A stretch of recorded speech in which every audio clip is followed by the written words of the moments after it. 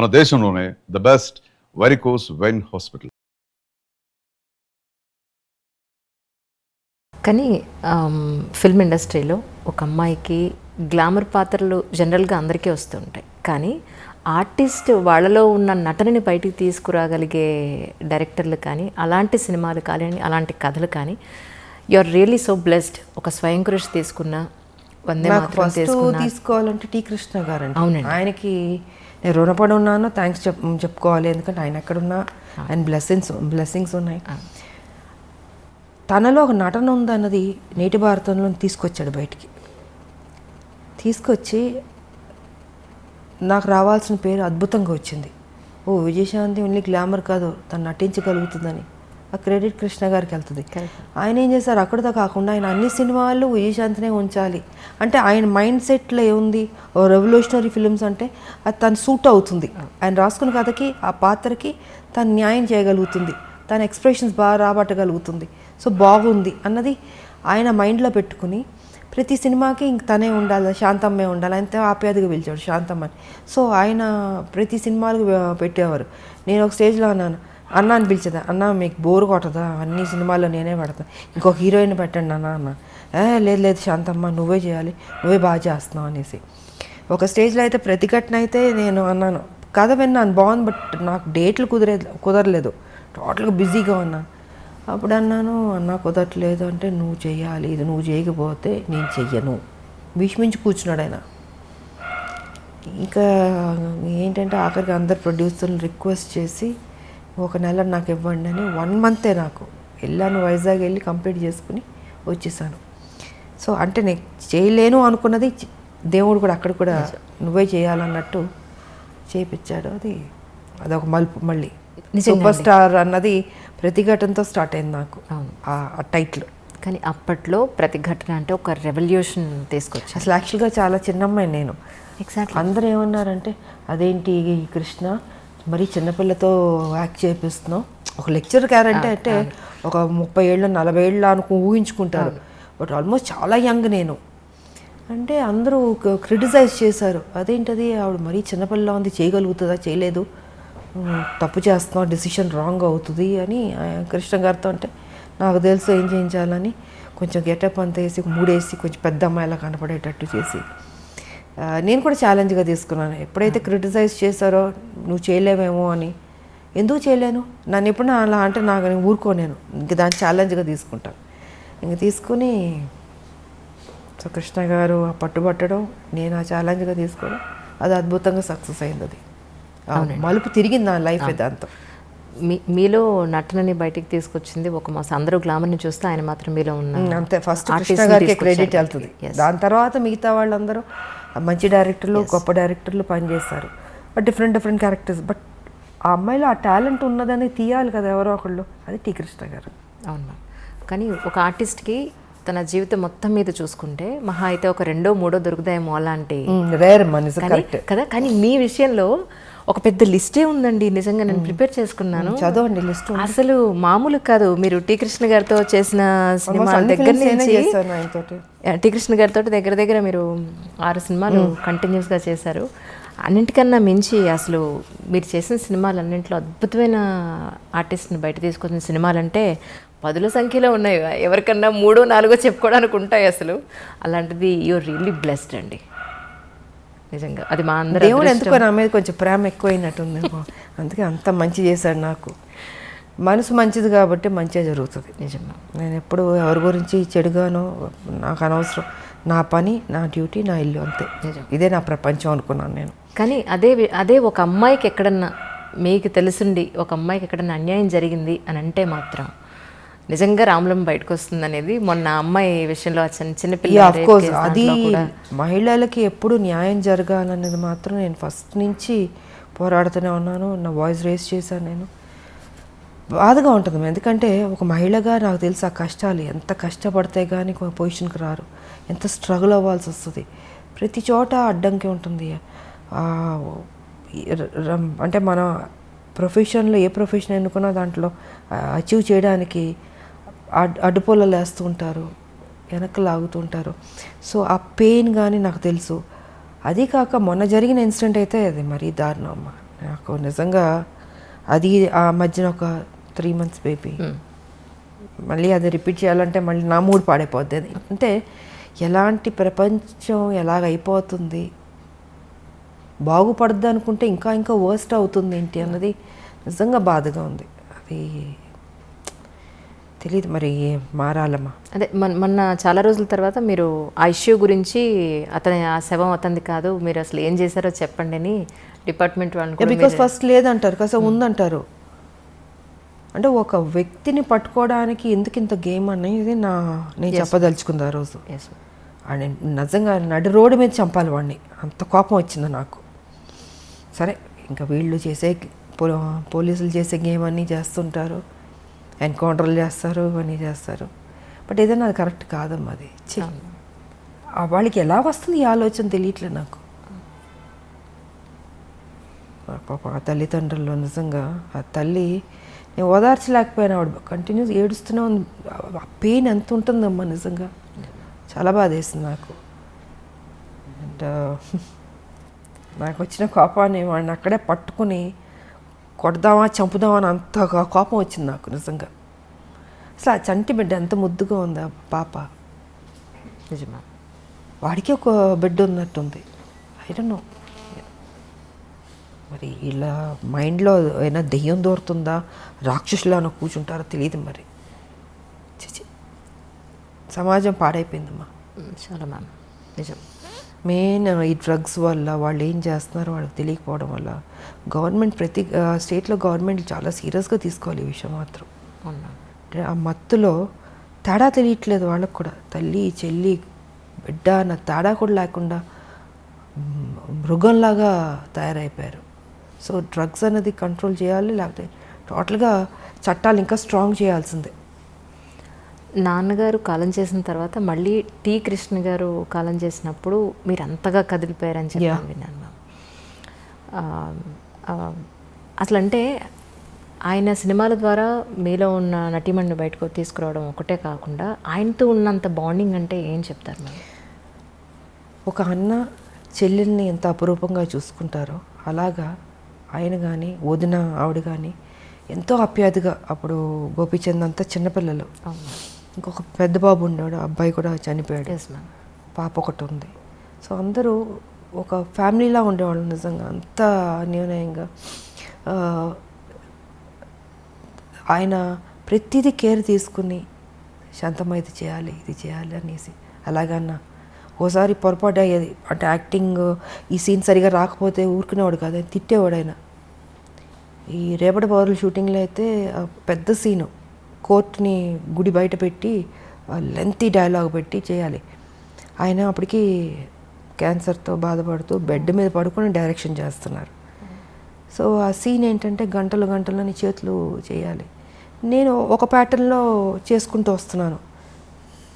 వస్తే కట్ చేసి చేతులు ఇలాగ చేయాలి కదా, ఎందుకు ఇలా ముడుచుకుని చెప్తావు డైలాగు డామ్ డూమ్ అని తిట్టేశాడు ఆయన.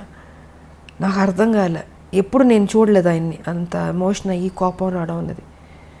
ఒక నిమిషం కూర్చుని పోయాను, నేను ఎక్కడ పొరపాటు చేస్తున్నాను అనుకుని చూసుకుని నాకు కొంచెం టైం అన్నాను. వెళ్ళి 5 minutes కూర్చుని ప్రిపేర్ అయ్యాను, వచ్చాను, సింగిల్ టేక్లో ఓకే చేస్తాను. అంటే ఎక్కడో పొరపాటు జరగచ్చు, అంటే ఆయన మైండ్లో ఇలాగ ఈ క్యారెక్టర్ ఇలా చేయాలి, వైల్డ్గా చేతులని చూపించి అది ఇది ఇలా చేయాలని అని ఉంది. నేను ఒక ప్యాటర్న్లో డైలాగ్ చెప్పుకుంటూ మామూలుగా చేసుకుంటూ వెళ్ళినా, అది కాదు నాకు అది కావాలి. సీరియస్గా అరిచేసాడు మొత్తం క్రౌడ్, అందరూ జనాలు ఏనాలు. నాకు కొంచెం అప్సెట్ అయ్యాను నేను, ఇదేంట్రా ఇది ఫస్ట్ టైం. బట్ తెలుసు ఆయన హెల్త్ బాగాలేదని తెలుసు. సరే నాకు 5 minutes అని వెళ్ళి కూర్చుని మళ్ళీ నేను ఏ రకంగా చేస్తా బెటర్ అని రివైజ్ చేసుకుని వెళ్ళి చేశాను. I was happy. సో ఇలా ఉండేదమ్మా ఆయనది. అండ్ ఇంకోటి ఏంటంటే ఆయన చనిపోయినప్పుడు నేను ఊటీలో ఉన్నాను. సో ఊటీలో నాకు తెలిసింది వై హరికృష్ణ గారు ఉన్నారు అప్పుడు, కళ్యాణ తాంబూలం షూటింగ్ శోభన్ బాబు గారు నాది జరుగుతుంది.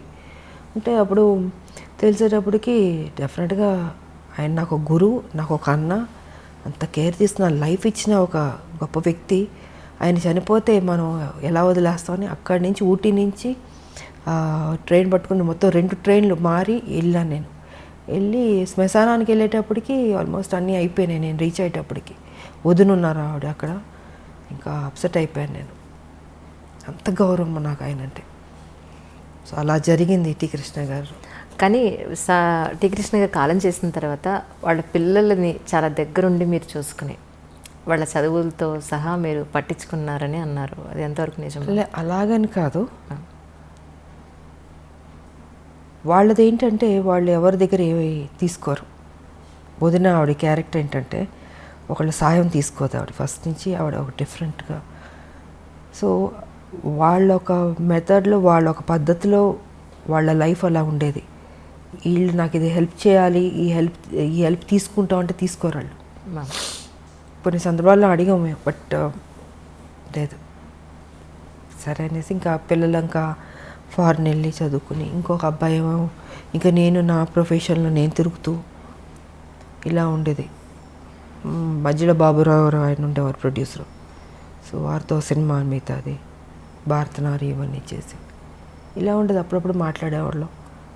సో నేను ఇంకొకళ్ళని డిస్టర్బ్ చేయలేను కదా, వాళ్ళకి కొన్ని నచ్చినప్పుడు అది కరెక్ట్ కూడా కాదు అది అన్నది వాళ్ళ ఆలోచన. సో ఆ గౌరవం మాత్రం నాకు ఇప్పటికీ ఉంది. కానీ రాజకీయాల్లోకి రావాలి అనేది మీ సొంత నిర్ణయమేనండి? రాజకీయాల్లో రావాలన్నదైతే తెలంగాణ ఇష్యూ అన్నది మైండ్లో ఉంది. బికాజ్ ఈ రజాకార్లు, నిజాం పరిపాలన, మా తాతగారి ఫ్యామిలీ, మా పెద్ద ఫ్యామిలీ ఎలా డిస్టర్బ్ అయింది, ఎలాగా అంటే ఒక చంపడానికి వస్తున్న వాళ్ళు అరిచేతిలో పట్టుకుని చిన్నపిల్లలు. మా మదర్ ఇంకా నేను ఇప్పుడు లేదు, విజయశాంత మనిషే లేదు ఇప్పుడు. ఇంకా మా మదర్కి మ్యారేజ్ అవ్వలే, ఆవిడ యంగ్, ఆవిడ పెద్ద ఫ్యామిలీ. సో అక్కడి నుంచి చంపడానికి వస్తున్నారు అనేప్పుడు మా తాత ఏం చేశారు, ఆస్తి మొత్తం ఏటూరు నగరం మొత్తం వదిలి చెన్నైకి వెళ్ళిపోయారు. ఏం చేస్తారు, ఇంకా నా కుటుంబాన్ని బతికించుకోవాలని దీంతో అందరిని తీసుకుని చెన్నైకి వెళ్ళిపోయి ఇంకా అక్కడ ఉండి, దాని తర్వాత అందరు పెద్దోళ్ళు అయ్యి ఒక కథ. ఇంకా మా పిన్ని ఆవిడ ఈ సినిమాలు, దాని తర్వాత మా మ్యారేజ్, మా మదర్కి మ్యారేజ్ అవ్వడం. ఆ తర్వాత విజయశాంతి పాత్ర ఎప్పుడో వచ్చింది. ఒక అమ్మాయి పుట్టి, అప్పుడు హైదరాబాద్లో ఉండేవారు మా మదర్ ఫాదరు. డాడీ ఇక్కడ జాబ్ చేస్తూ ఉండేవారు. సో మా మదర్ ఇక్కడ కన్సీవ్ అయింది ఆవిడ, అండ్ డెలివరీకి చెన్నైకి వెళ్ళింది అప్పుడు. సో ఇలాగా విజయశాంతి అప్పుడు బయట ప్రపంచానికి వచ్చింది.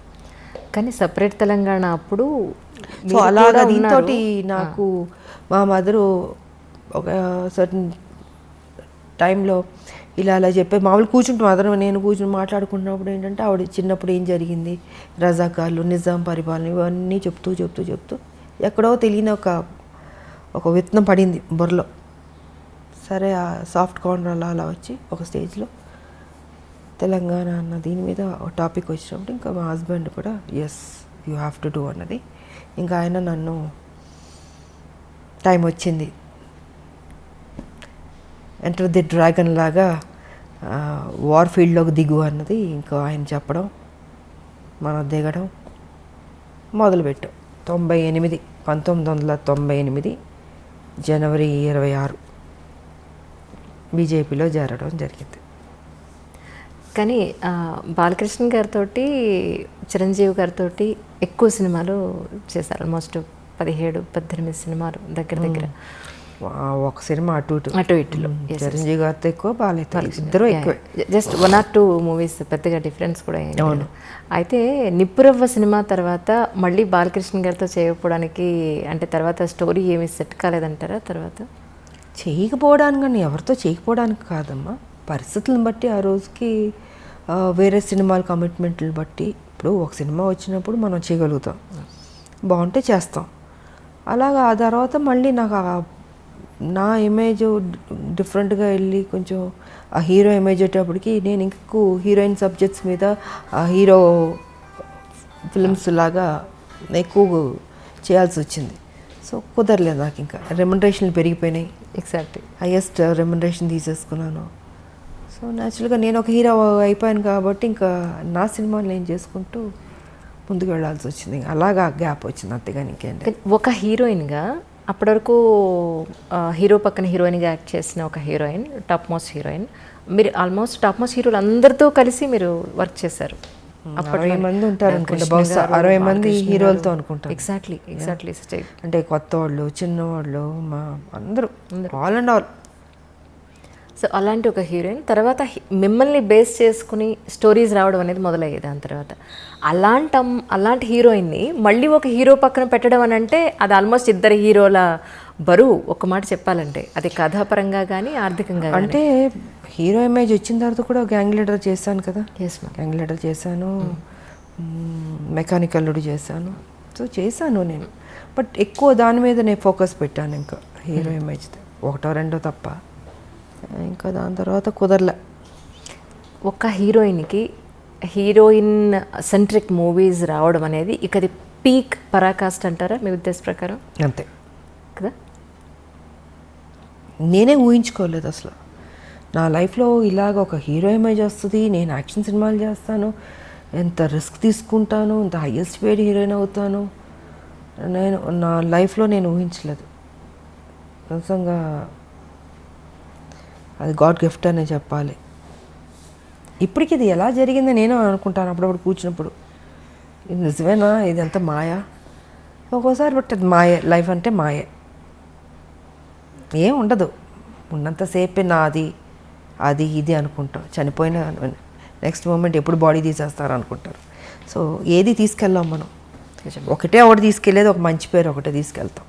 ఉన్నంత వరకు మంచి చేసామా, ఎగ్జిట్ అయ్యామా, అదే చూసుకోవాలి. 10 మందికి ఉపయోగపడాలి, ఆ హెల్పింగ్ నేచర్ ఉండాలి.